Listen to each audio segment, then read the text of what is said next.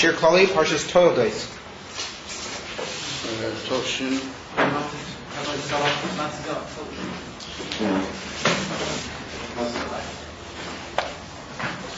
Right, so we're turning this week's Parshas Toldos to chapter Kof's Line. You got some problem? So the smiles off the faces, okay?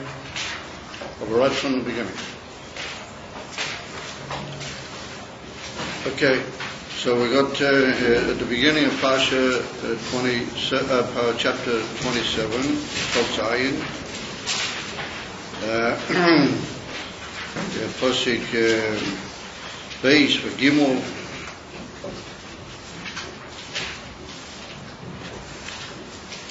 We see that Yitzchak Avinu reaches what the chapter says at the beginning, Vayihi ki zokein Yitzchak. Yitzchak became very old, sorry, in his extreme old age, and his eyes became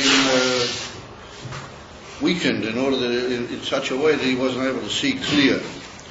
In other words, you couldn't say that he was mamish blind, but he wasn't able to see. He wasn't able to see clearly. And he called his bigger son, his Bachoyer, Esau. And he said to him, Vayema hine no zokanti. Yitzchak said to Esau, I have become elderly. Lo yodaiti yem Moshe, I'm not even able to know what day I'm likely to leave this world. V'yator, and now, sono chelecho v'telecho v'chashtecha, take your weapons and your bow and arrows, and say asodeh, you should go out into the field, v'tzudali tzedor, and you should hunt and bring me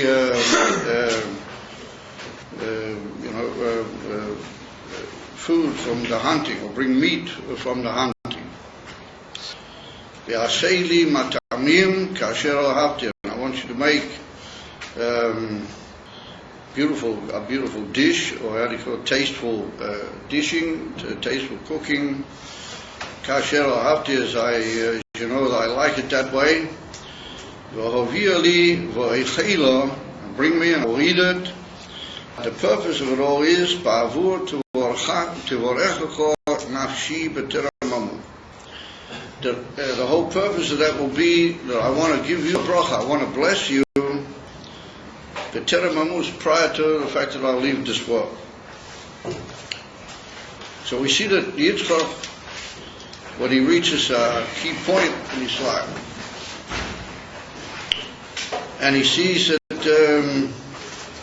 it's coming his time, the word to go up into the Olam Elyonim, then he decides that he wants to bless Esau, wants to give him a bracha. And he tells him to go out into the field and hunt with the whole Arichas, and fought down in the great Meforshim and in the Medrashim. He told him how to slaughter with a knife in the proper way that would be shechita, the way that it should be. It's well known that they always kept kol terakula, the whole arichas, and you should give me a beautiful form of food in order that I should be able to give you a bracha before I pass away. So what do you need to have all the beautiful food before you give him a bracha? I say, just bench him and fatik, as I say. So it's down in the great Sforim that we find that the great tzaddikim, like Yitzchak, that when they ate or did another thing, or they heard music or nachazok inyonim, that they used that as a way of having an aliyah nafshiyas. They used that not as an Indian Gashmin, or through the usage of the food to stir up the higher powers of the body. They could have an aliyah into higher madregas. Then it was shaykh to bless, to bring down a bracha from a high madrega. So that's not really the point of the class, but that's basically. why he required him to make him all this beautiful food first. And then he says that the purpose of all this will be ba'avur tivorecha nafshi, that Yitzchak on the madriga of his nefesh, mitzad the neshama of Yitzchak, and all the unbelievable aliyahs and elevations and milas that could achieve, he wanted to bring a bracha onto Bnei Hagodel, onto his big son Esau. So the intelligent reader, when he first sees that, is puzzled with what we've been told earlier in the parasha about Esau. That Esau is not a particularly, it would seem, admirable figure. And Esau gets up to all sorts of inyanim which don't appear to be at all appropriate to a son of a person like Yitzchak. So why would Yitzchak want to bless him? Because obviously a blessing from a person like Yitzchak, particularly that it had to have this whole preparation, that you must go and alidei shchito, you must bring me special food from the field, and we'll make beautiful tasty dishes from it, and then we'll be megala and mamshif min hashamayim bracha miyuchedes. That's obviously a very, very high inyan. Why would he want to give that to Esau? Why would he want to bless azar bracha to Esau? So we'll do it in a little more in a few minutes. However, we see that Rivka Imenu, she overheard the whole conversation, and she had a different opinion. Rivka Shemas b'daber Yitzchak el Esau b'nei. Rivka heard the conversation. Vayelech Esau asodeh, and she saw that Esau very promptly went out to the field, lotzu tzayit lovi, to bring exactly as his father told him.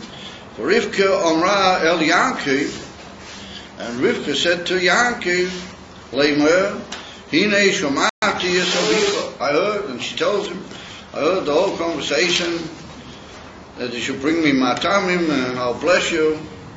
And in Pesach Ches, she says to Yankiv, V'ato b'ni shma v'koi li la'asher ani matzaveh. Listen to me carefully and listen to my commandment. She says to him, go to the tzayin, go to the the flock, and take for me from there 2 goats, shnei gidoyei izim.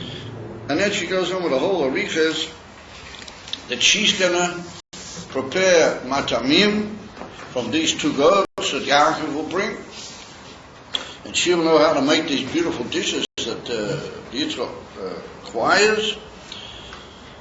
And what she wants of Yaakov is that he should go in and he should get the brachas instead of Esau. And she says, I'll even dress you up and I'll prepare you in such a way that you'll be able to get the brachas instead of Esau. So when Yaakov hears that at first time around, he says, well, wait a minute, I'm a smooth-skinned person, and Esau is a hairy, very powerful, hairy sort of a guy. That's why he was called Esau. Rashi brings out in the parasha that his hair was already fully grown when he came out. He was all very hairy, both on his head and his body. And that was one of the reasons why it was called Esau from Russian Asui, already finished. He was already grown, as it were, somewhat when he was born.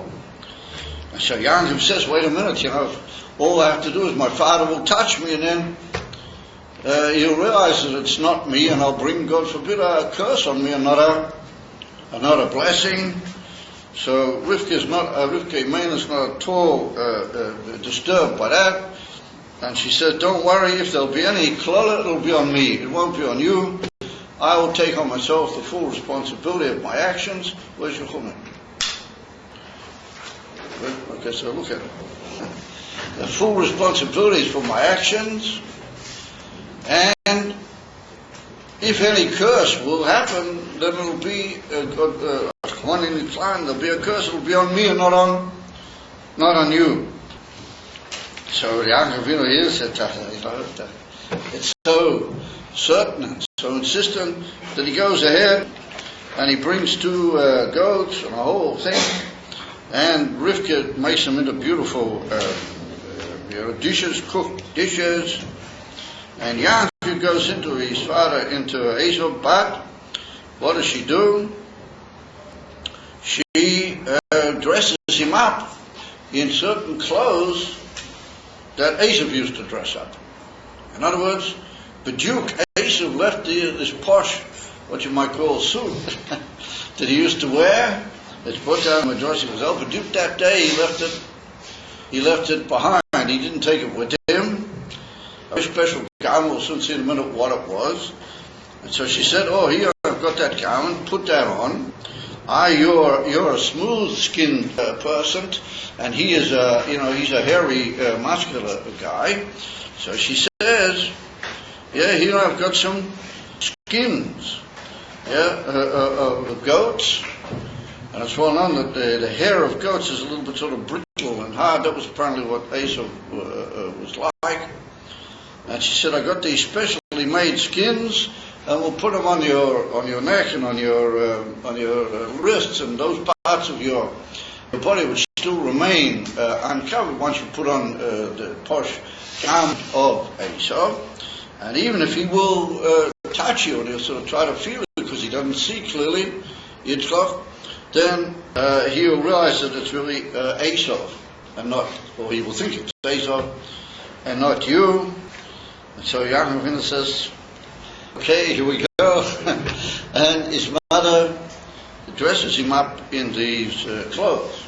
So the pasuk says that these clothes that Esau had, or the suit he had, was bigdei Esau b'no hagodel hachamudois. They're very, desirable clothes, very beautiful clothes, very special. He had a very amazing suit. So Rashi brings over there that what sort of very special, beautiful suit. So Rashi says that Esau actually pinched these clothes.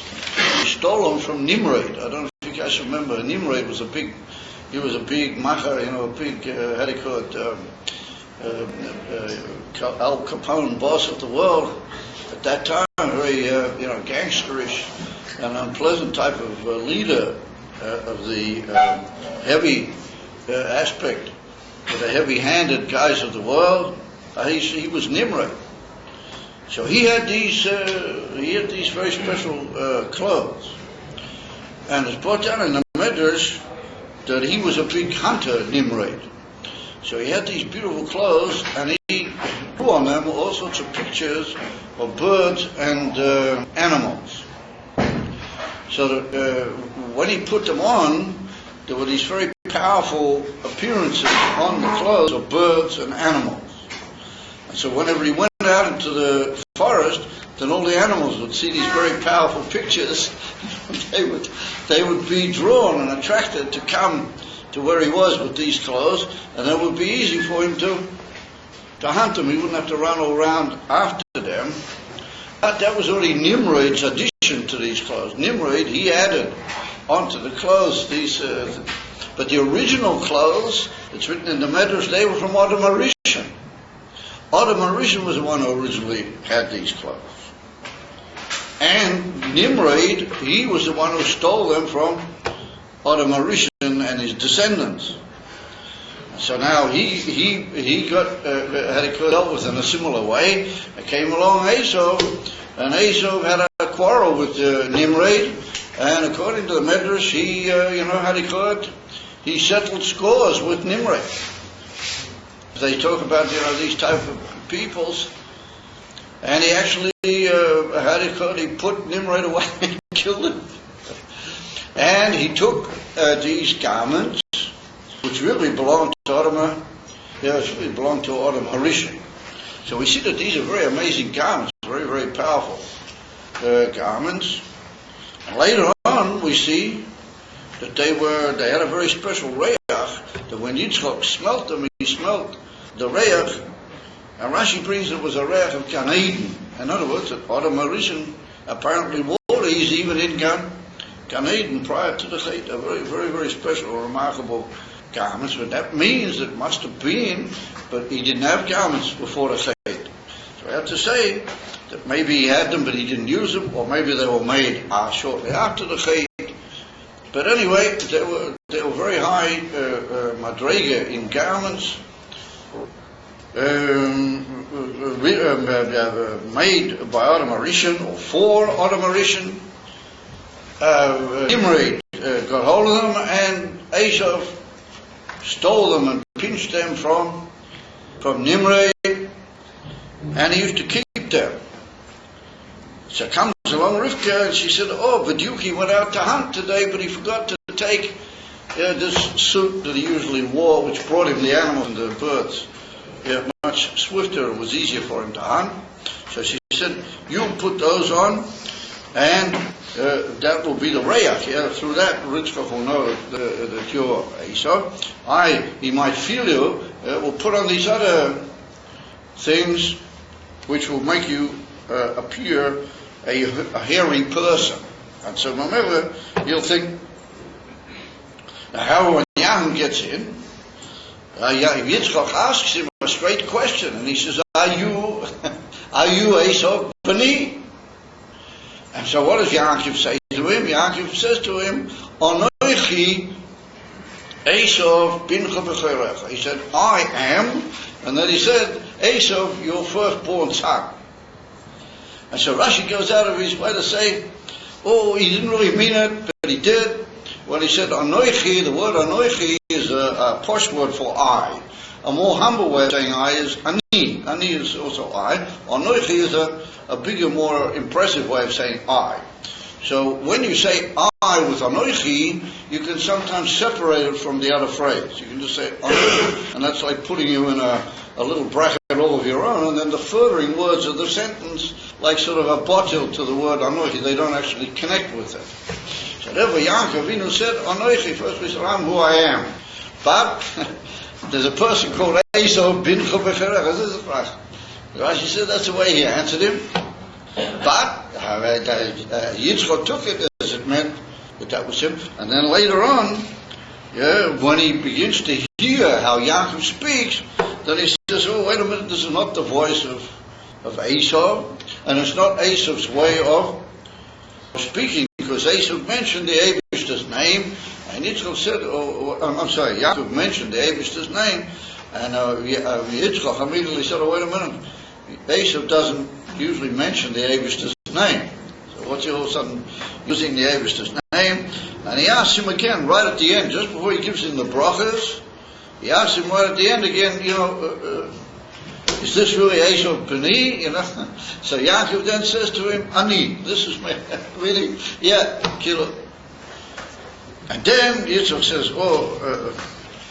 okay, in the meantime he'd eaten and drank from all the beautiful thing. He drank wine and the whole thing. And then he gives him this amazing blessing. He gives with the famous blessing that Yitzchak gave, thinking it was Esau, but he gave it to Yaakov. So the intelligent reader is immediately struck with what looks like a most amazing, dramatic series of deceptions. I mean, right from the very moment that Rivka hears that Yitzchak is telling Esau to go get the matamim, and I want to give you a bracha. So I mean, what does she mix in here and say, oh no, I don't want him to get the bracha, you've got to get the bracha. And he says, wait a minute, I don't want to do this here, my father might find out and this will be terrible. She says, no worries, on me if there will be a curse, it's mine, not yours, just do what I say. And this whole amazing series of deceptive actions on the part of Yaakov, putting on Esau's clothes, putting on skins to make himself appear like a hairy type of person, saying to Yitzchak directly, I am, but I'm not, I am, using all sorts of grammatical usages in his language to point out that it is him, but it's not. You know the famous story with the Rebbe Rashav, where he said in Yiddish, it's Yoel, Sunishta, it is him, but it's not him. You guys don't know the famous story. Anyway, that's too long to tell at this particular stage, but there was a Maisa where the Rebbe Rashav looked at the guy and he said, it's yeah him, it's not him, it's yeah him, it's not him. So, the same Yitzchak assumed that it was really Esau, but Yankov made out, yeah, me, it's not me, it is, it isn't. What is this? Why would there be a necessity for deception? And what was Rivka so positive and so certain that Yankov had to get these brachas? If Yitzchak wants to bench Esau, let him bench Esau. I mean, Esau was his firstborn son, and he got some very deep, preference for Esau. We see earlier in the parasha that Yitzchak was very devoted to Esau. He asked himself to Shaila, why all this deception, all this strange movement, both on the part of Rivka and particularly on the part of Yankov, and then Yitzchak Avinu actually gives the bracha, and it's only later that he realizes that it went to Yankov and not to Esau. Then soon afterwards, it's brought down in the Midrash that as soon as Yankov was walking out, Esau came running in, and Yaakov had to hide behind the curtain in order that Esau shouldn't see him. Now just imagine what would it be if Esau would have seen him on the spot. He probably would have produced a sword, or who knows what. And yet nonetheless, all this seems to have had to be, there was some necessity for it to be Dafki Bo'evim Kozeh. And then Yitzchak says, Yitzchak himself is tremendously, at the beginning, shocked to hear that the bracha went to Yankov, and then he seems to change his angle slightly towards the end, Yitzchak, and he says, no, since he got the brachas, then he will be blessed with those brachas, and really, the real place is by him. Even Yitzchak admitted that. So why Lechatchila? If you were pleased in the end that it went to Yankov, why not give Yankov at the beginning? And why did you want Bechlal to give to Yitzchak? So we'll deal with the second question first. Why did Yitzchak want to bless Esau? Why should he want to do that? Somebody who was really evil like Esau was, if you bless him, then you give him a lot of power which may not have actually been invested in him from the level of Kedusha into a state of Klippa like him. It's like building up and putting incorrect koyach inside an incorrect kli, or not incorrect koyach, but koyach inside an incorrect kli. Why would he want to do that? Yitzchak. And Bechlal, what is the story with Esau? What sort of a personality is he really? There's an amazing thing brought down in the Sefer Chassidim from the Rebbe Yehuda Chosed. It's really a remarkable thing. And I'm even prepared to read, that's only a brief passage. But you all heard of the Rabbeinu Yehuda Chosid. He was a very early, he was in the time of the Rishonim. And he lived in Chutz La'aretz, but he came to live in his latter years in Yerushalayim, in Eretz Yisrael. And there's a big shul in the old city, but they're rebuilding now. I don't know why they're rebuilding all these things, because the present so-called government, Rahmanin Islam, they want to say they're going to give it all away to the Arabs, Rahmanin Islam. But anyway, let's not even be mild of that on our minds for the moment. Rabbeinu Yehuda Chosid was an unbelievable great authority, and he was one of the Rishonim. So he wrote a sefer, which he called Sefer Chassidim. Now, that doesn't mean Chassidim like we call people Chassidim nowadays. It was written like a sefer for the pious, those who really want to be very careful about what they do. And it's hundreds and hundreds of little H's, what Rabbi Yehuda Chosid wrote. Sometimes it's a little hard to understand even what's the order. They seem to be all miscellaneously put in different places and different they find him.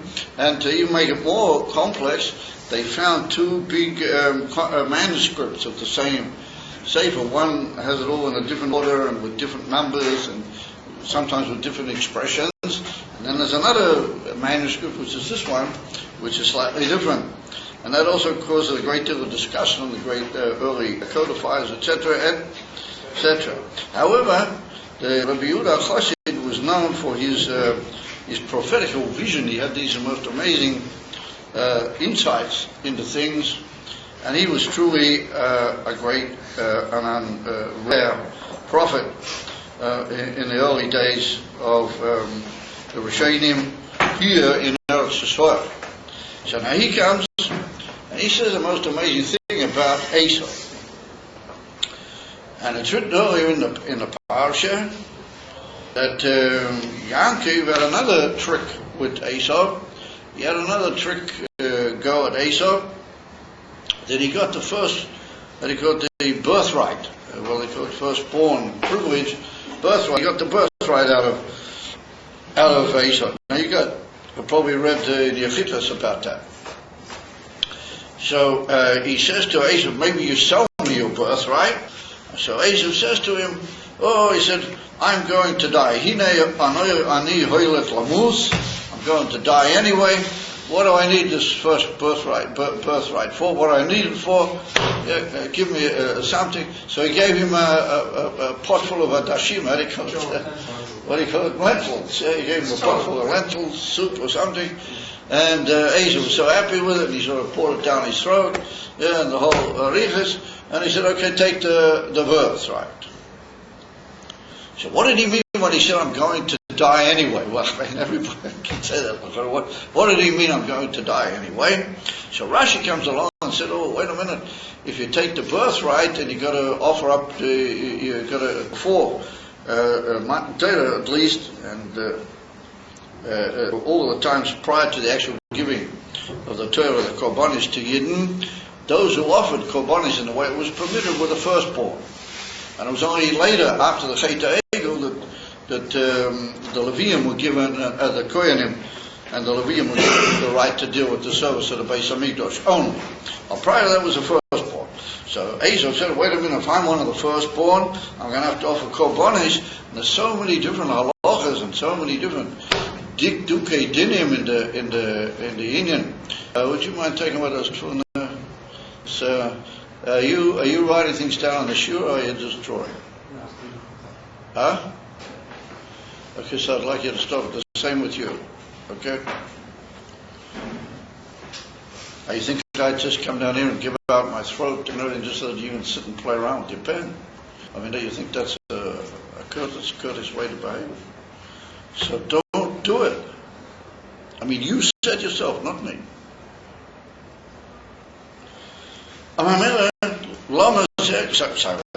What did he mean by saying, Ani hoylech lamus? Yeah, so he said, well, if I make one mistake in the offering of the Korbanos, then I'll be chayav misa, what I need the whole thing for. That's what Rashi said. So it comes on the Rabbeinu Yehuda Chassid, and he says that Esau meant by saying, Hine onechi hoylech lamus, why do I need the Bechorah? And he says to him, that Esau meant to say by that he was prepared, and we see here that Yitzchak said to him, you must go get me matamim. So Esau used to go out regularly and do that, and that's why Yitzchak said to him, go do it for me now. And Yitzchak expected him to bring him like he usually did. So what did he usually do? There's Rabbeinu Yehuda Chassid, that he used to go out into a makom sakona. He used to go out in those days to go out chasing animals or birds. There were a lot of fierce animals around as well, and snakes and other things. It wasn't so simple like today. Everything's all mowed out. Everything's all got arrows on the trees. You don't get lost. You know where you're going. The whole nice.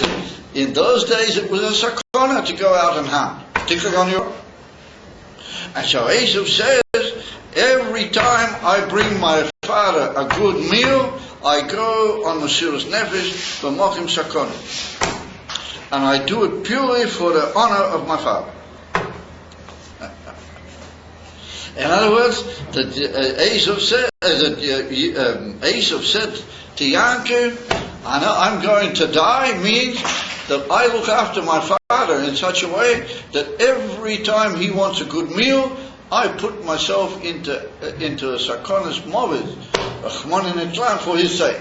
And therefore, what I need the bechora, any day I'm likely to just cover. A lion's likely to get me, or a leopard will tear me apart, or who knows what. Yeah, what do I need it for? So that's the most amazing thing, that Esau had such an unbelievable concept of kibbud avayim, that he was prepared for the sake of kibbud av to put himself regularly into a sakana of life and death.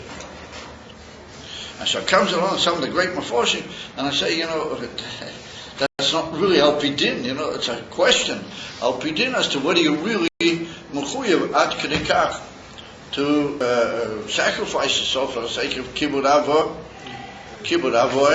However, goes along Rabbi Yehuda Chassid, and everybody's eyes start, moving out a little bit further, and he says that Yosef HaTzadik, he learned from Esau in that prat. Now, what did he learn? Because later Yaakov Avinu says to Yosef, go over and see your brothers. Now, Yosef knew very well that his brothers hated him bitterly. And for that matter, it's hard to say that Yaakov didn't know it. He must have known it also. So there's a double kasha. How come he sent Yosef into a mochim sakona? Although Yosef should have said to his father, listen here, Tata, I'm prepared to do anything for you, but not to go to them. These guys are just looking for they're looking for my skin. If I go over there, I'm going to put myself into a sakonas nefoshes mam. Nonetheless, Yosef didn't say that.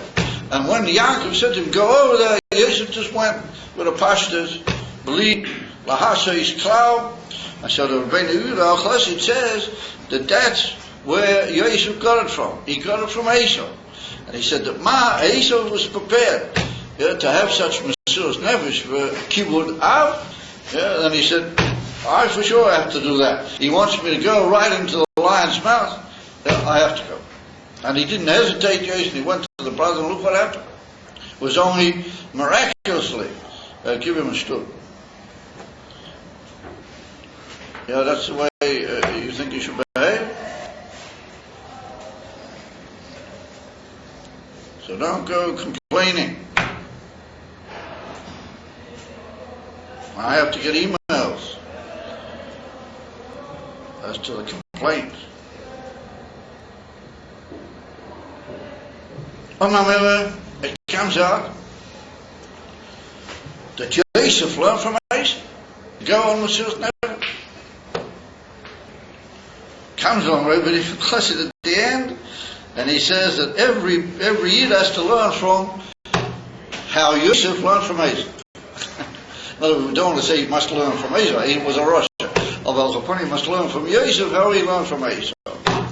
So therefore come along some great poskim, and they say that for all mitzvahs you're not mechuyev to go for Mesiras Nefesh, only for Avodah Zarah and Shvichas Domim and Gilui Arayos, the three famous ones. They say apart from kibbud av, you have to go even off Mesiras Nefesh. That's what they bring. That's what we learn from this business with Esau, that if your father or your mother wants you to do something, even it involves you a sakonis nefashis, out of kibbud avayim, you have to be prepared. I say, bring a certain place that they learn out from this whole. Rabbi Yehuda Chassid, as we said, he's a very authoritative source in Yiddishkeit. So we see a most amazing thing. What some of the great places said that there's nothing like this elsewhere. That somebody would tell you that you're mechuyev to go and jump into the fire for the sake of kibbud av.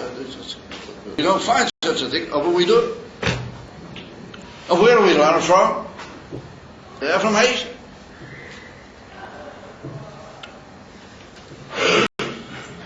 So we see from that something's not so simple with this Esau guy. And particularly, that later on, in coming parashiyos, Rashi brings down that he had 22 years where he continued to serve Yitzchak and to look after him when Yaakov was away in Beis Lavan. It took 22 years. The whole going to Lavan and staying there for 20 years and coming back, altogether took 22 22 years. So why did Yaakov say that I'm scared of Esau? The angel promised him that he had nothing to be afraid of, because he was worried about that fact that Esau had kibbud av v'aim much more than what he did, because he had been 22 years doing this sort of kibbud av for his father. As they bring Rashi to it in the Parashas Haboim. I remember the philosophy there that Esau, he had something very remarkable, at least in this attitude towards the mitzvah of kibbud av v'aim. However, a little earlier in the Parsha, we find a very amazing thing, that it's written that he used to hunt literally Yitzchok's mouth. He used to tzayid b'fiv, he used to hunt Yitzchok. And so Rashi says that he used to deceive Yitzchok by asking very frum questions. And he used to say to Yitzchok, how do you measure the salt? How do you take measure from the salt? Measure, tithe, or how do you take tithe from the straw? Which of course those are not things which are mechuyev in tithe. But he used to say to Yitzchok, and Yitzchok used to say, oh, he's unbelievable, super frum, this guy. But really, he didn't mean it, Esau. He was just deceiving his father. But it's called tzayid b'fiv. So we see that l'chorah, he was very clever at showing how he was frum, but he really wasn't. And that's pretty unpleasant. I mean, that's a sign of being really very far from the emes of the inyanim involved. Yet on the other hand, we see here by kibbud av that he was higher than even Yosef had to learn from him. And Yosef went on Mesiras Nefesh because he learned from Esau.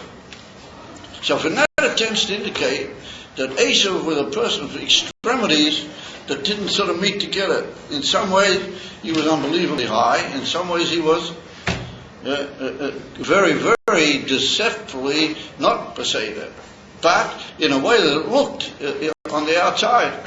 And therefore we have a famous drasha in the Gemara which tells us that Esau is like the how do you call it, the dover acher, how do you say it, the pork man. That's all we use that they sit with their feet outside, and at first glance it looks as if they're kosher feet. In other words, Esau is like that. He puts out his little how do you call it, claws or whatever, and he looks kosher, but really he's the hepech of kosher. But at least he looks kosher. He tries to show that he's kosher. So therefore, we have to say that Esau, it represents what Chassidus calls Olam HaTohu. Esau represents a world which is before the world which the Torah expects, and the Torah is given according to that world. That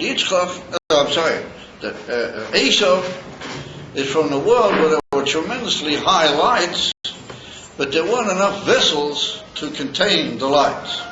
And therefore, eventually, the vessels broke and burst, and they had a tremendous collapse.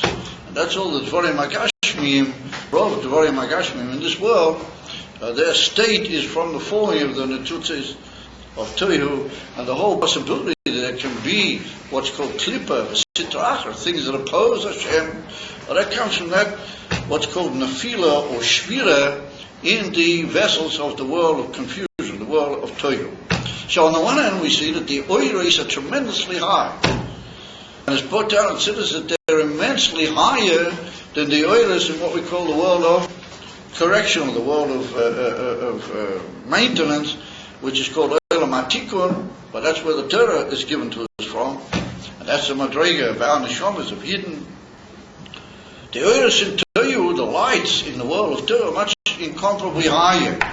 But just ultimately it doesn't get together and it all collapses, and it leads to things which can be even menagi to Elokus eventually. But there's hidden in it very high thing.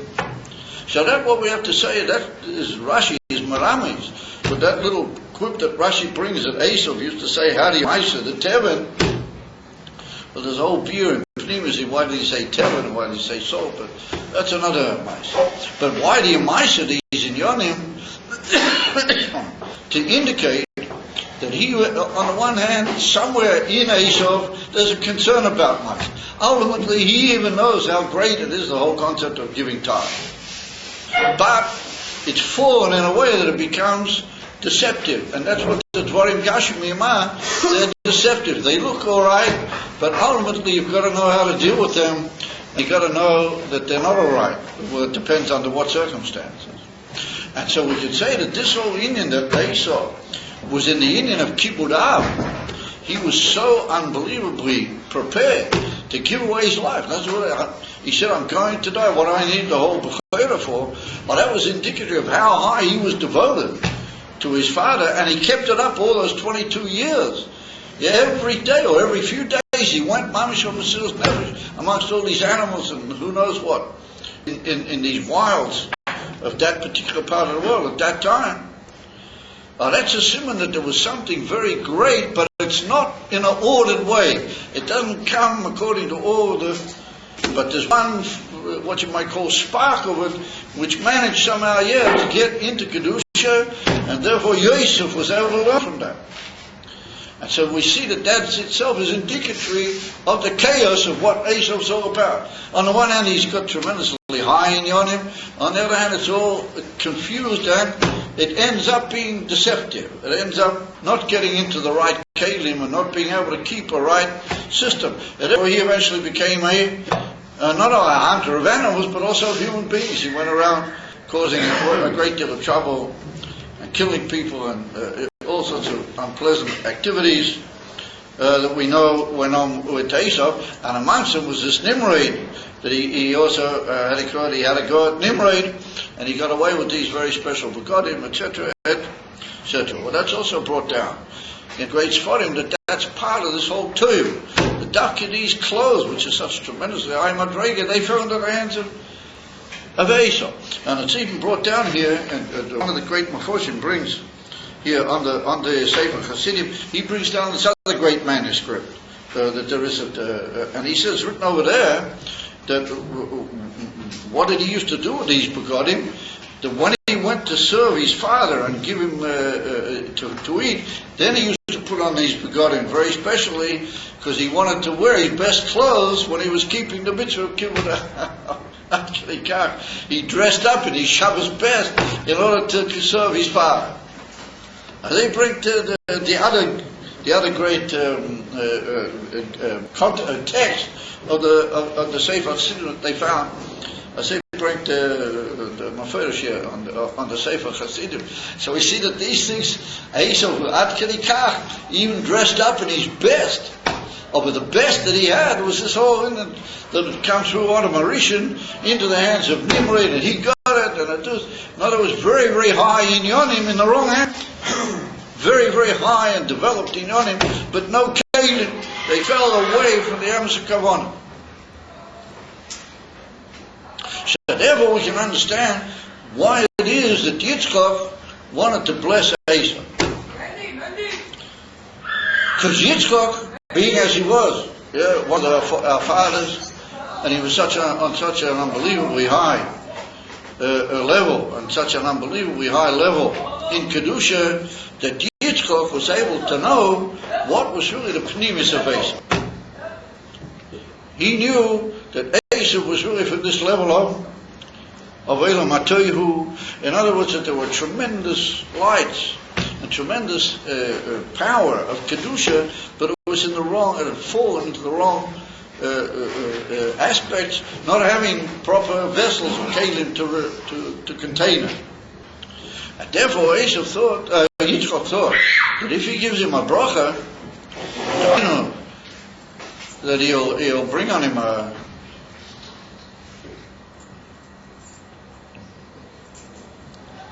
that Yitzchak will bring on him a tremendously high light. He just took one look at Eliezer and he good for you. Good for you. Ismera Mati Leima Alavria says Tzadin Kedusha. Tzad Kedusha. So upon him is Yitzchak wanted to what they call in Mavarer Zayin. He wanted to purify, sort of bring out the good in Esav and try and make it get back into the Kelim of Kedusha. In other words, that he wanted to make Esav Amasa from here. He wanted to make him not just super frum in certain Yonim and deceptive in others. He wanted to try and bring that tremendously high light inside Esav, that it should be mislabish, as we call it. It should enter and come in to the Kelim as they are in Olam Tikkun, in the world of maintenance.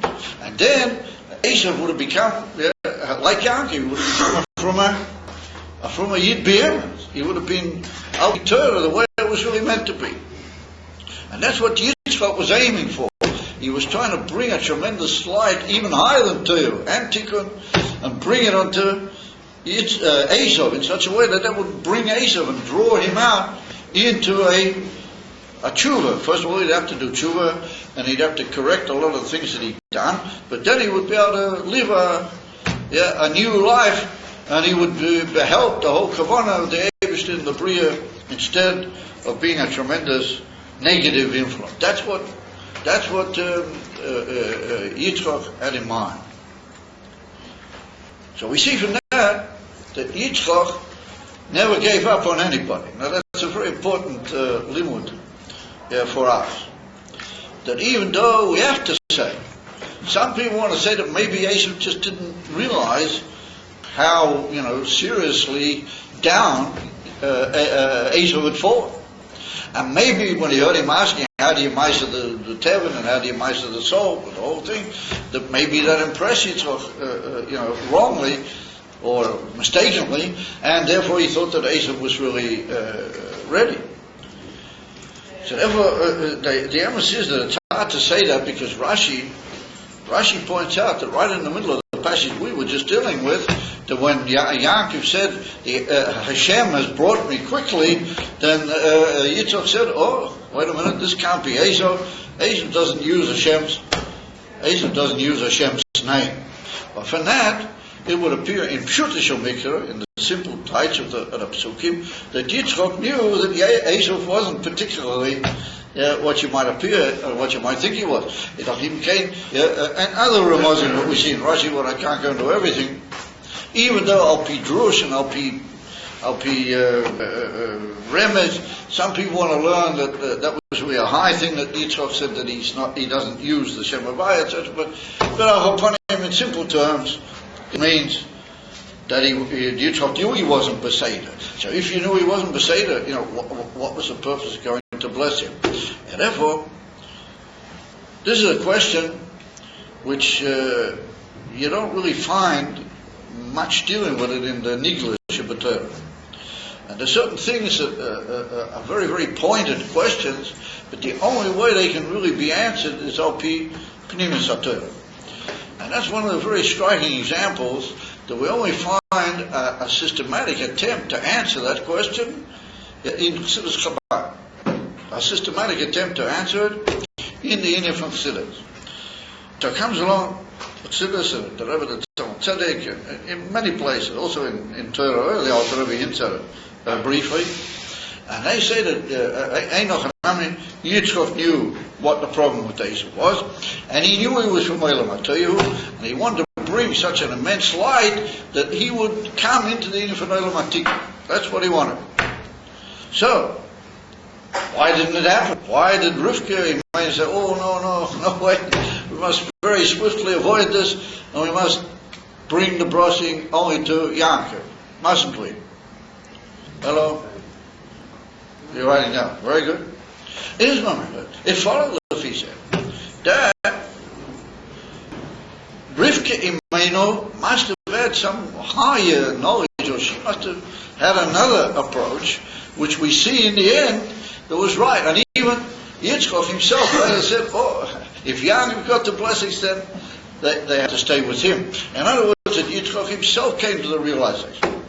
So was it the Indian? He will find a most amazing thing brought down in Drushei Chassidus from the Alter Rebbe, the Mittler Rebbe, all the Rebbeim, the Rebbe, the Tzemach Tzedek, Bariches, all the way down, that they say that Yitzchak in this particular matter had a mistake. Yeah, they say Yitzchak ta'ah. He had a mistake. By the way, Kabbalah, you know what your fingers away. It's written in the Siddur Arizal that you can do anything but don't do that. Imam, it's a most amazing statement written in the Drush Siddurs that Yitzchak had a mistake.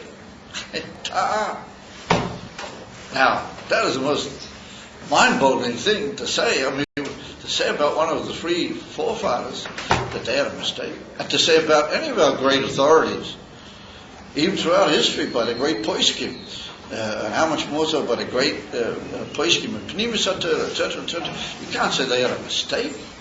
It wasn't shut that Yitzchak had a mistake. So, coming along to this, it said, why?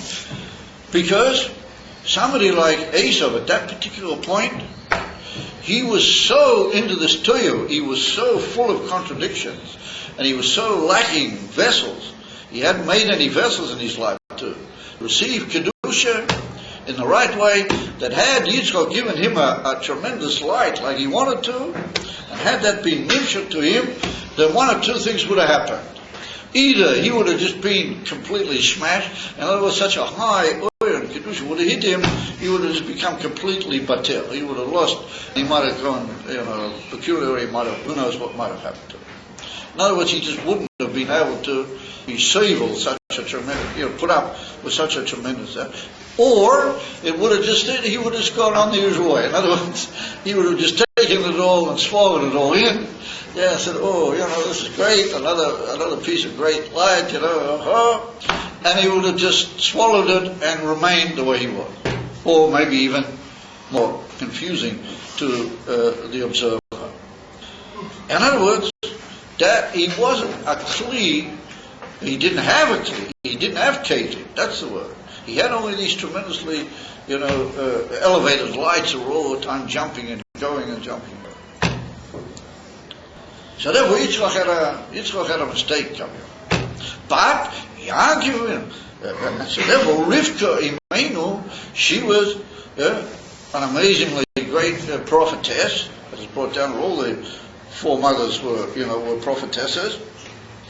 She realized what Yitzchak's thinking was, but she knew it was mistaken.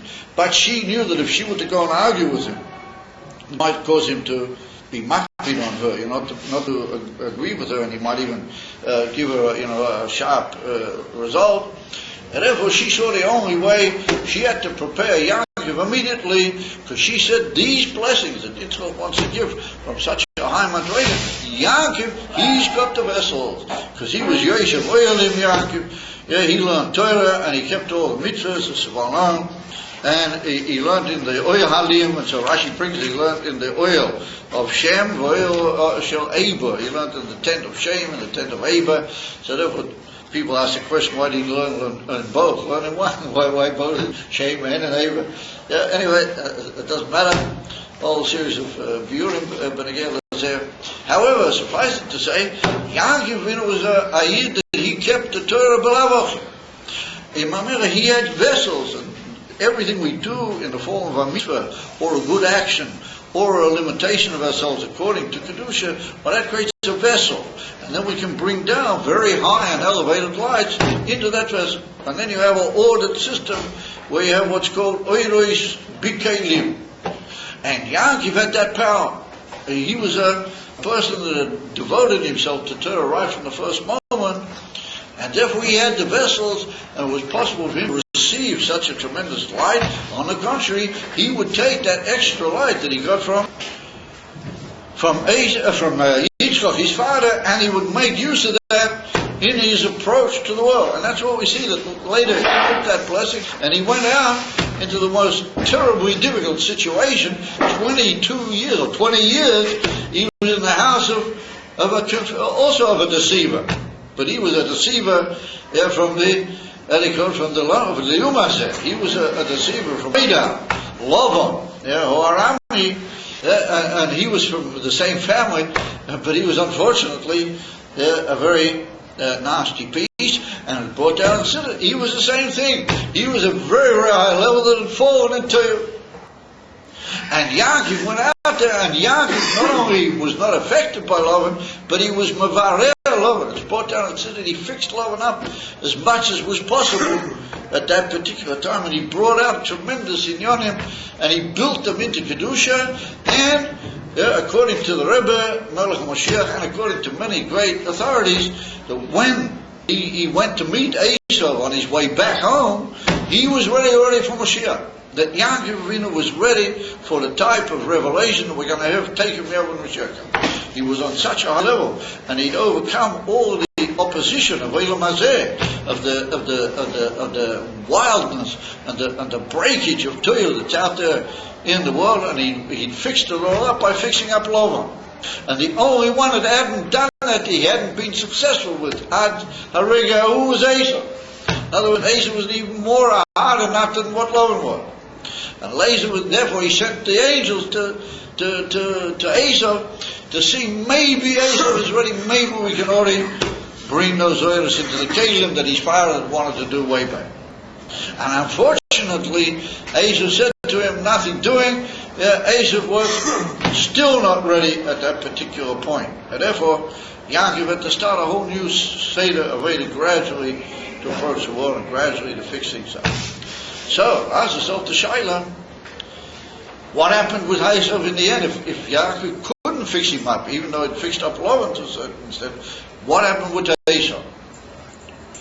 So there's a famous mimer from the Rebbe Melech Moshe, in one of the Maimorim from the Rebbe, based on the possibility of the blessing of Yitzchak, but the Rebbe said that you can't possibly say, even though it's said, you can't say that Yitzchak had a mistake. You can't say that Yitzchak Christ, as they say in Yiddish, he had an error. Because the others, they were Merkava to Elikut, they were a divine chariot to Elikut. Oh, I see it's Elikut, ping pong. This one goes and this one comes and this one goes and this one comes. Okay, just make it quick, whatever you're doing. Is Hummer. The Rebbe says that how can we possibly say that somebody was a Merkava, an absolute chariot to divinity? How can you say that he had a mistake? It's very, very great responsibility to say that Yitzchak had a mistake, and yet nonetheless the Rebbeim say it. So the Rebbe said that what they mean is that at that moment he had a mistake. Bois Rega had a mistake. But you can't say that Yitzchak had a mistake. Pirush, whatever Yitzchak wanted to do, and he wanted to do it according to his understanding, must eventually come about. It must happen. He can't be mistaken Le'elam Voya. He can only be mistaken Berega Masuyam. Eventually what he wanted must come about. So that was it, says the Rebbe, that what happened is that over the generations, or that blessing that Yitzchak gave to Yaakov, not to Esau, he thought it was going to go to Esau, then it does eventually reach Esau also. In other words, that Yaakov using the Torah that he got in that blessing, because according to Medrash, Yitzchak gave him a lot of Torah. We learned it in Summit. Well, he gave him a lot of Torah, and through working hard at Torah and struggling for Yigiyah, but Torah, Yaakov has gradually brought into the world a new level of the Torah through working hard and struggling. Yigiyah, the Torah, it's like when you smite the flintstone, when you really hit it hard, it gives out fire. So a new fire has been created in the world gradually over the years, and even Esau has been fixed up. Esau has been literally corrected. And the Rebbe said that we've now reached the point, the Rebbe said this years and years ago, the Rebbe said we've reached the point where through all the efforts of Yaakov, learning Torah, Dafki was struggling with effort and with toil, what we're calling Yigiyah Shabbat Torah, and now mine over there in Samapah. Through that, Esau is now ready. And the Rebbe said this 30 years ago. And the Rebbe said that not only he's ready, Esau, but he's willing to take action. He would like really to do what he's really supposed to do according to the will of the Eibishter and to bring the lights into Kalim. He would really like to try and do that, and he would like to try and make up for all the tzaras and difficulties that he's caused the world in the past history. He said the only thing is you've got to tell him the truth. But if you don't tell him the truth, Rahman in Islam, then you push his head down underneath the mud again. And he's ready to come out of the mud and to correct everything. And if you don't tell him the truth, then you just push him back further into the mud. Rahman in Islam. And the Rebbe said that the great trial point was that all of a sudden Yidden came back to Eretz Yisrael. It wasn't Mitzad HaKoyat that was Mitzad Kedusha, it was Mitzad the Tzionim. But they're Heipel HaKedusha Mami. And they brought Yidden back into Eretz Yisrael. Aber Mitzad Eizet Tam Shelo Yiyeh, the Yidden came back to Eretz Yisrael. And that was the great point where Yidden had to stand up and say what Rashi says right at the beginning of the Torah. Rashi says at the very beginning of his whole Pirush al Torah that Yidden are going to have to say to the Goyim, Eretz Yisrael belongs to us because the Eibishter gave it to us. I gave it to the Canaanim at the beginning, he gave it to them at the beginning, but now, he took it away from them and he gave it to us. And that's Rashi said what you have to say. The first Rashi in the Torah. You do it a whole view from the Rebbe Poseh, but many places. And Mamela, the Rebbe said that was the test point. That Yidden had to at that moment get up and say, Eretz Yisrael belongs to us, like Rashi said, that it was given to us by the Eibishter. It belongs to us according to the Torah and according to the bris that the Eibishter made with Avraham Avinu, Ad Sof Kol HaTorah. And but only always that Eretz Yisrael belongs al pi divine tzivui and al pi divine inheritance to the Jewish people. Had they said that, Esau would have said, Oi, Kaval. And he would have just been completely and utterly another Esau. And he would have even helped and he would have done everything in his power to assist that the world be made that way. And that he didn't have the right to say what they have to say in the world. That Esau would have been bottled and he would have wanted. But Rahman in Islam, to our terrible, unbelievable time, what to this day we're suffering from that. The Yidden didn't say that. And they said exactly Hafuk is there. And to this very moment, exactly the same mistake they're making. And the Rebbe said that this is continuously making the same error that they said that Balfour gave us that part of it. So, from the Balfour. And they said that Pliny Almani, he gave us also. So Asa says, oh, Pliny Almani gave? He said, I'm bigger than your Pliny Almani. I'm Asa. Who runs the world?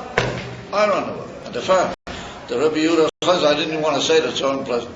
The Rabbi Yehuda Chaz said that because Asa was so mahadle and kibbud avayim, well, that's why the Eibishter gave him to be balabos over the world until such point that the Eibishter would want to take it away from him. And the Rebbe said that that was the point where it could have started to go away from him. That's what the Rebbe said.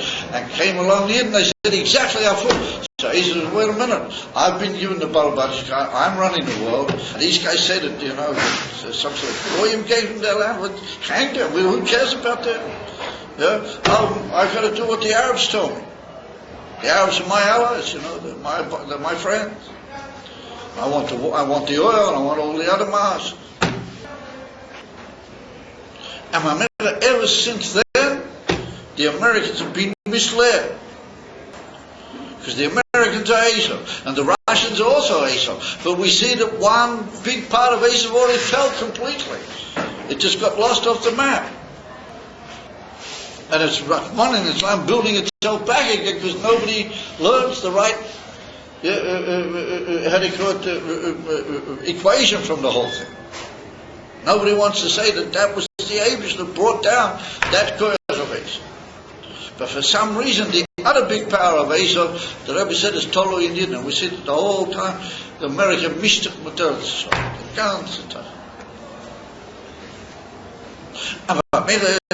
It follows that we're now holding at a critical moment. And I must admit that I don't know what we can do at this moment because we're so few already. There's so few people who realize exactly what the Rebbe really said about the whole thing. And what the Rebbe said is the answer. And the answer is America, but not that America should boss us around and make us give away the land. But America should support us to become the leaders of the world. And Asa will be happy to do that. And Yidden l'shitcho elyein al kol goyei ha'oret. It's written clearly in the Torah that the Abisha wants that Yidden should be higher than all the other goyim. And they should be the leader. And Asa would want that because he's already ready. That's what the Rebbe said. And he's not like he was when Asa came to meet Yaakov. He's another Asa. He's already been changed. He's already been mavurar. He's already been purified by the limud HaTorah all the generations, but not stam learning Torah, by mamish horoving and struggling to learn Torah, to putting yourself into it with all your koiches. Well, that's what's broken Asa. So what we've done in these last few years, we've put Asa back to how he was before us. We made him worse than he was before. Boy Bisman, or according to the Rebbe, he's ready. And here we see that one part of him fell altogether. In a few weeks and months, the whole communist Russia fell off the map. And they're going to sit in with the Americans. Look, it's just so boiling that any school kid can see what's happening. Immediately they interfere with Eretz Yisrael. And immediately they quench the Yidden to give back Eretz Yisrael. They have a terrible thing happens to them. Well, this fire that just happened. My wife's got an elderly uncle. He's not from. And neither is his wife. But they're all the elderly people. They live in California. And she called them up about a week or two ago. And she spoke with them. And they're elderly people. They're nice people. And they said that there's never been in history a fire like that in the United States. There's never been anything like that. Mi oz niyo legoy. Since the American people became a people, there's never been a fire like that. And never been so many people put out of their homes by a fire.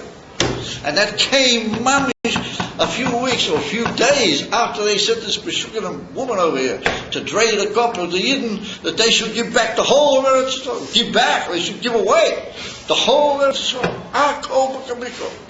And leave a few square miles in the middle. They wouldn't even have to shoot Katyushas at us. They'll be able to shoot with rifles, with a cannon or something. They'll be right in our backyard. And immediately she came back and she don't even drain the Meshuggah, the bush. A cop, immediately there occurred this terrible fire. Immediately. And it's boiling. Everybody can see it with his eye. And nobody wants to say the truth. Kind of on his own. And even the Fruma over here, why? Because unfortunately their hands under the table with the money. And when they gave away Gush Katif, and the Americans were loichers, and they sent the same Meshuggah Isha over here to do the same thing and to drain the cup. What happened? There was unbelievable floods that have never been also in history. Floods and tornadoes immediately, a few days after the whole thing. No? So why don't people get up and say the truth? Nobody says anything. Stuffed turkeys, mamish, people on a seichel, on a regi, and we cooked express word. Oh, we need the Americans. What do we need the Americans? They need us. I was going to be with the money. It's written mafurish in Tehillim for David Melech. So Li HaChesef and Li Hazov Nium Hashem. Hashem says that the money belongs to me. So you don't get it from the Meshuggah Zionism. You get it from somewhere else.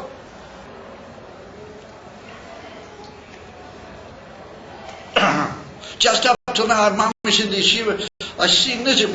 We didn't have a penny for months. And so I was thinking to myself, all of a sudden the Abishah made you can see that if you just go in between us and you try to do things the way the Abishah will, the Abishah shit, I'll help him right. And he's no further me. So, take me out, we should see Moshiach. Oh, that's just unbelievable. And that's what the Rebbe said, that Yitzchak didn't have a mistake. He was not mistaken, Yitzchak. He was only mistaken, Berega Ahu, or Behemshech Hadvarim, he's not mistaken. Yitzchak did with his blessing eventually purify Esau. He did eventually. And Esau was really ready now. And therefore it seems to me, I say meinich, I don't really know, because America is a huge place, and I can't claim that I run around America hearing what everybody says. It's hard for me to know.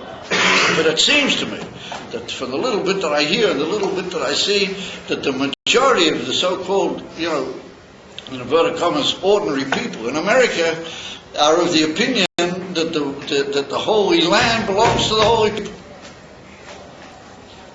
God should hit Texas. Huh? God should hit Texas. Yeah. And that's what they hold. And they would even be prepared that something be done to put that situation into its right hands, into its right into the hands of the right people. The Heimel that should belong to the Yidden entirely. Come once again, the Meshuggah Yidden, the Yidden. They talk to Esau and they say to him, "Hey, for what he should hear," and really he says, "Blah blah blah blah," and he gets the Yidden into trouble, and he gets his own people into terrible trouble.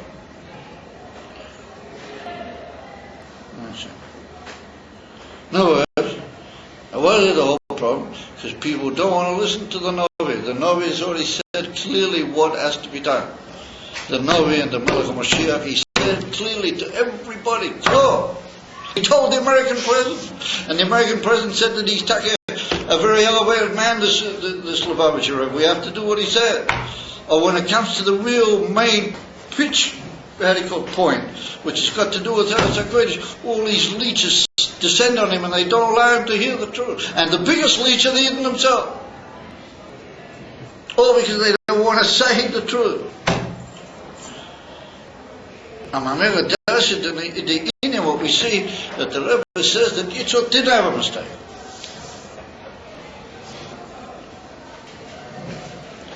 And so we're now reached the point where everything is hanging in that. So what can we do, man? What are we able to do?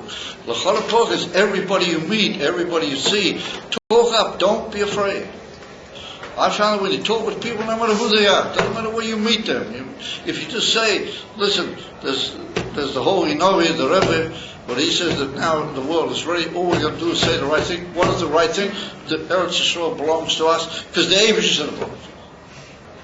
And because he made a bris, oilam mit Avraham. Just say it to people, wherever you go. Tagid it. And people will listen to it. I say, oh yeah, I have built this something, except for those who are already prejudiced by the Geld. And they know very well that that's the truth. They know more than another person. So anyway, the other question we had was, just to deal briefly with that, that's also negate to Ainim, but negate to our Ainim. The other Ainim is, why did it all have to go that the blessings would come to Yankov in a form of deception? It all went in a form of deception. If Yankov really had to get the brachas, and that's what was meant to be, and he was the one that really was Mavalar Esau, and he made the whole thing come true in the end, then give it to him. Why don't you get a whole meaning of deception? So once again, Chassidus is the only place that I found where there's a clear answer to that question. As far as I know, in most of the great Meforshim, they say that there had to be a certain deception, but the clearest answer I've only found in Toldos Chassidus. Chassidus says just very briefly like this. Why does it all have to be in a form of deception? Because they say that Esau indicates Olam Hazeh. He indicates what you might call the pull and the draw of Olam Hazeh. He's like what you might call the Yetzer Hara, the Nefesh HaBahami. He doesn't have to be that way, because the Nefesh HaBahami can become a very big koyach. As we said, he can come back to Kedusha. But the way he is, that's the way he is. And all those inyanim that draw and pull a person into involvement in all the Tainuga, Olam Hazeh, well, that's the inyan of Esau. The Ilum, the inyan, and Yankov Avinu, his inyan is Kedusha. is using the world only for the sake of the Ratzon of Hashem. And only doing good things with the Gashmi, not just using it as a false pleasure, but making the Gashmi a medium for the Avish's will only. And my memory often says that originally, how did the whole thing fall into the hands of the Yetzer Hara and into the hands of Esau? It fell through a deception that the Nachash, the original serpent, he deceived Adam and Chava, and by deceiving them he caused them to have a tremendous yerida, which led to this whole shlita of the Klippos, this whole ruling power that there is in the Klippos. So there's a famous view in Siddur that if you want to correct that, then you've also got to go with a trick. In other words, that since powers fell into the hands of the Klippos of Sitra Achra by way of Mirma, they're holding it with such power and with such desperation. The only way you'll get it out is also you've got to go with a trick. It's got to be done in a way that it looks as if they're getting their way, and then in the end you get your way and you get it out of their hand. And it's written in Maimonides Chassidus that a Yid's not meant to be a malach. The Avish has got enough malachim. The Avish has plenty of malachim in heaven. A Yid's got to live in the world. He's got to be involved with Inyanim Gashmiyim. And later on he's got to even have a business in life or a work or whatever Inyanim, where he does things in order to be mefarnes his family. It has to do with the world. And so therefore he has to eat and he has to do all sorts of things in the world. So the Alter Rebbe says in Tanya, in Perek Mem Tes, that just the pure physical body looks the same by a Yid or by a Goy. It's hard to notice the difference. So even though there must be a tremendous difference, because that's a Yiddish Goy. But what it means is that when we eat and when we do things, then we look to a certain extent like Esav. That's like the Esav part of you. You have to do with the world. So all of a sudden Esav comes along and says, "Ooh, I got him. You see, here he is. He's a Yid. He's got all this high thing. Yeah, he talks about all this ruchnias, and he's into all these high inyanim. Although ultimately he's doing what I do. Look at this. He's eating. He's maybe even enjoying it. You know, he's having a little schmuck or something. And he's puffing away at a cigar. You know, he's got a nice Cadillac. You know, he's having a good time there. You know, he's having a way. So Esav said, "Oh, you see, just like me. I got him in pet." So what does the Yid do? The Yid says, "Oh yes, I look like you," but immediately he takes all those things that he got from the eating. He takes all the things that he got from the money. And he does with the mitzvahs. Immediately he does a good thing. He gives the money, he gives stock. From the food, immediately he goes into the base of Medrash, he gets out of the house, he goes to the shul and he learns Hashir. He learns Hashir. And he uses all those inyanim, what Esav thinks, "Oh yes, I've got him." And all of a sudden Esav sees that he was deceived. Esav sees that he only dressed up in the garments, but what he really meant something completely different than what Esav meant. And he drew Esav into a moment of thinking that he's got him, and he also deceives him, and all of a sudden Esav sees that the whole thing's fallen through his fingers, and his only age is eventually to listen to what the Kedusha will tell him. And that's the whole inyan of why we have to do with the physical world, is only in order to strengthen the inyan for Kedusha. And so it's brought down in Siddur that the only way you can do that is if you have Avodas HaTfilah, the usage of prayer, and the proper prayer, before you approach the world every day. And on the day, the inyan from prayer, well, that gives you the whole direction, that gives you the power, that gives you the insight and the ability to know how to deceive Esau, and know how to dray him a call in such a way that he will eventually realize that he's lost the whole game. And that's through davening. And if I want to say a few words, say written in Siddur clearly, I want to say a few words about the whole inyan of the davening. That you should realize that for many years we worked on establishing a minyan here in Yeshiva, which is called Ertmim. And it didn't go easy. I used to be here every morning. And gradually we developed a whole approach that people try to daven the way it was meant in Lubavitch to daven a proper tefillah. And a proper tefillah, Shacharit, And I remember once we used to daven in that zal over there, over there it's now just like a empty, the kitchen maybe is in there. Yeah. There used to be a zal. And when we first started, but shortly after we first started, according to the of the Rebbe, and we used to daven and learn over there. Our group used to have our shurim over there, and we used to daven over there. We only used to eat in the kitchen, which was down this end, where they have all the kitchen and that now. That's where they used to both cook and eat in that part. But that little zal, that was ours. So I remember once we were davening over there, Shachas, and there came in a yid that he was mamish, a very, very tremendously mechubadik yid. Rafali Khan.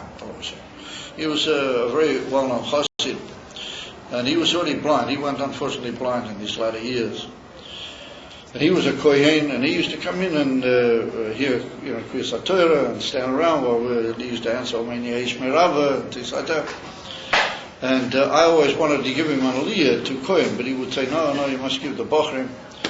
And if it wasn't a kohen, he would go out so he could give a Yisrael. He didn't want to take a aliyah. But once he did take an aliyah, but that's all connected with the whole story, but I can't go into now. So he walked over to me one morning, Folikar. He said, you know something, Rabbi Zalman? He said, I used to daven in Russia in Tomchet Mimim. I davened in the yeshiva how it was in Ruslan. He said, you should realize that this minyan, he said, it's got a certain taste like that minyan used to be in Tomchet Mimim. That's what he said. I didn't say anything to him. I didn't ask him anything about the minyan. He came over and said that to me. In other words, in those days, it was a big emphasis on davening the other way it should be according to Chassidus.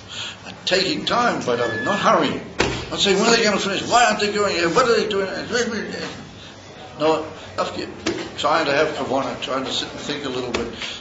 What are we davening for? What is the whole inner of davening? What is the aim? What does it mean? But not to be in a hurry, to take it easy. Because later on in life, when you get into the Balbatisha world, there they hurry, unfortunately. And there they say, come on, try.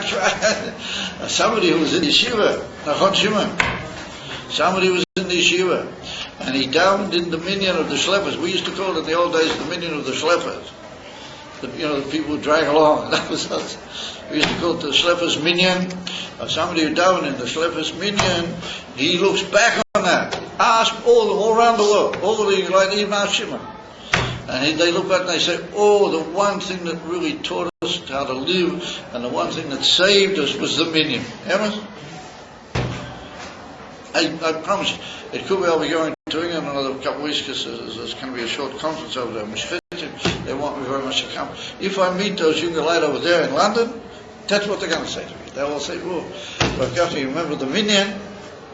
And we learned our meant to be a mensch by davening. That's what they told me. They all said to me the same thing. And now we have to daven with the balabatim.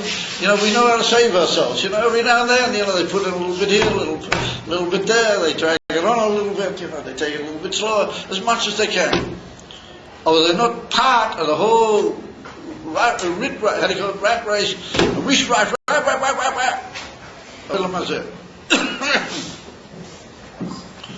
So that's the whole purpose of this minyan. It's like the Rebbe says in that man, the Friedrich Rebbe says that you can't deceive Esau, and you can't beat him in his own game, and make him realize what is the truth, unless you had davening first. If you had davening first, then you can. And if you took davening seriously, and you saw it as a big value in life, and you didn't say to people, why is this so slow? Why, let's make it quicker. And you're trying to get out the door before the minyan finishes, and there's nothing to do with it. But you realize that that's a tremendously precious time of the day to take it a little bit longer. And there's plenty of time to have breakfast. The whole breakfast, what is it really? Anyway, it's not such a big material, the breakfast. I don't know how life should be good food, but in the middle of the day, it's not bad. So you don't know really what to hurry for, to have dripping fangs, to get to the breakfast. Yeah, you eat breakfast, and you go to your shir, and in the meantime, you have purchased your whole life, believe me. if you learn to take it easy by davening and to appreciate the davening, even just to say davening with the meaning of the words, just to listen carefully what you're saying, just the meaning of the words. You go to English, you look in the English, you look in the Hebrew, and the Hebrew and the English, just even to know what you're really saying. It's a tremendous part of your education. And therefore, I'm not prepared to hurry the meaning under any circumstances. On the contrary, I would like it even to be slower. And what I want is that everybody in the program has got to realize that they've got to do something by davening to hold themselves from this terrible witrat. You know, take a sefer, take a book. And God willing, I spoke today with Rabbi Karasik, and I hope that we're going to try and make a time once a week to talk about that. One of the classes or something, we'll try and bring in that, and in my classes in the Hasidus, I'll also try to bring it up from time to time. We should talk about the great importance of the service of prayer, Aveda Satfilo, in the whole education that you guys get in this yeshiva. And it's something that I've worked at over the years. Emerson, I used to come here every morning when I had no prayer. I used to come here in the mornings. I used to daven with the Bachrim, and we used to daven mamish kishmak. We used to take it easy, and we weren't in a hurry. We didn't care about anybody. We used to just daven, and believe me, it gave everybody new powers in life. It gives a completely new view of what the whole of existence is all about. And that's how you deceive Esau. That gives you the power that he thinks, Esau, he's got him. And all of a sudden you show him, no, that you've got another idea altogether. And then he's just his tongue hanging out. Yeah, he's getting beat at the game, and I've missed out. This matter, I have nothing to do but ask him, what is really the Emerson Kavanah? And then he joins in the game. That's like we said, on the international level, that's what we have to do. It's not the way to talk. Anyway, I appreciate your good efforts. Thank you, but that's not the way to talk to him. But anyway, I must admit I'm not 100% sure how you're supposed to talk to him. I don't know any of the words. But I don't know if that's the way to talk. Anyway, whatever. So the answer is that in this whole parsha, we see that it's all dependent in us. We can beat Esau in his own game, we can deceive him, but then he realizes in the finality that he's been beaten and he wants to hear, and he comes to game in life, and it's able to make a Chassidish life and a good life, and Esau doesn't get in the way, he'll even assist. And the same thing on the international level. That Yitzchak wanted to bench Esau, he got him. He eventually benched him, and Esau was ready. Always to say the right thing, and Be'ez Hashem take it from the yard. We get out of all this terrible, terrible, terrible confusion that exists out in Eretz Yisrael, and we'll go take it from the yard, and we'll run to meet. We'll run to meet the Indian of the Gula Shlema. We'll meet up with our holy Rebbe. He'll be leading the whole Jewish people, just like he's leading them now, beloved. See what I mean? He'll be just like he's leading them now, and we'll turn up with him. And the Eivshter told him to take you from Yad. We're coming now to Rosh Chodesh. Even before Rosh Chodesh, we'll all be together with Rebbe immediately now in Yerushalayim HaKodesh.